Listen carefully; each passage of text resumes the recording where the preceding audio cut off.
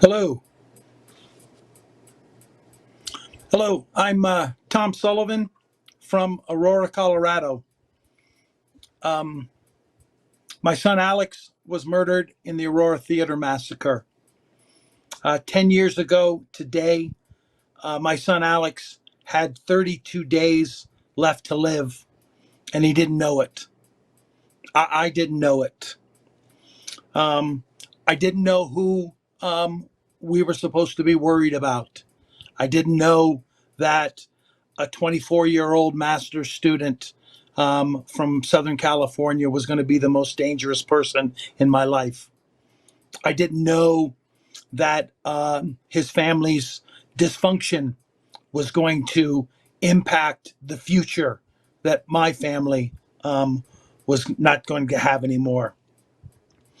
I didn't know that um, people had the ability to buy body armor late at night on online and bring that have that delivered to them.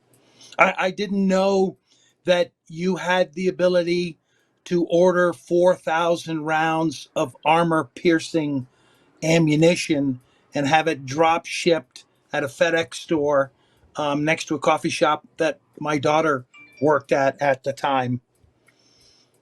I didn't know that they had shooting ranges on public lands so that these future mass killers would be able to hone their skills when they came into movie theaters and malls and schools. I had no idea that there was such a thing as a 100 round drum that was easily accessible again to 20-year-old males here in the United States. Um, but I have learned a lot since that time.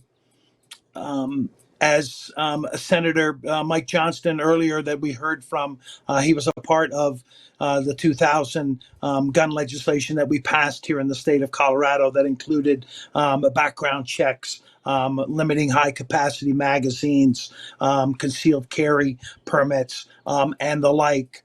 I got involved with those folks doing that kind of work.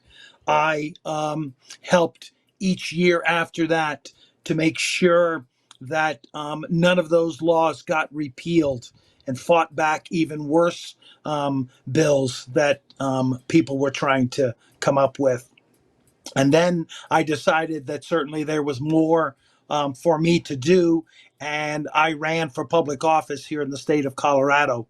Wasn't successful the first time, but I wasn't going to give up, and won my second race and was a part of the group that put together an extreme risk protection order here in the state of Colorado that we got passed. One of the 17 at the time. I think we're up to 19 at the time.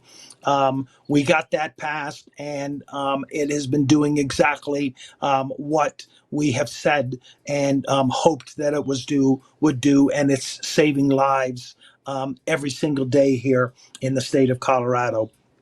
We have done other things. We got an office of gun violence prevention, something again I'm hoping that we can do on the federal level. I would hope that that would be something that they could do.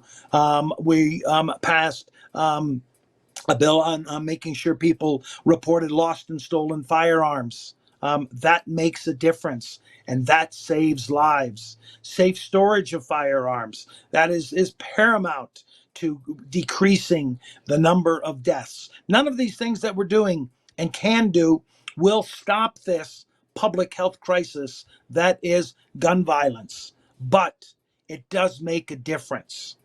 And that is why I come out every single day to talk about this issue, to go on the House floor and talk about the issue so that people who were like me 10 years ago and didn't know any of this can become more educated on what is out there, what they should be aware of, and how they can join in so that this doesn't happen to them.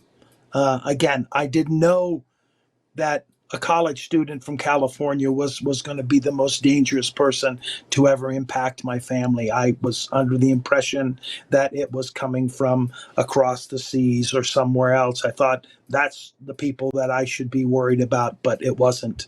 It was somebody, right here within the United States. And that's why it's so important for us to continue to lobby Congress, because as good as we are doing here in the state of Colorado, we are only as good as our neighboring states.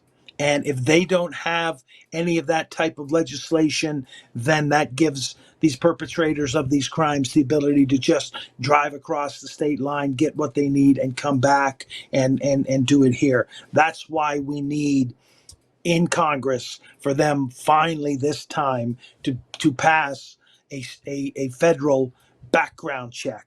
We need them to look at doing the same that we did here in Colorado with high capacity magazines. We need them to follow along with the template that has been set out already on red flag laws. Those work, those save lives.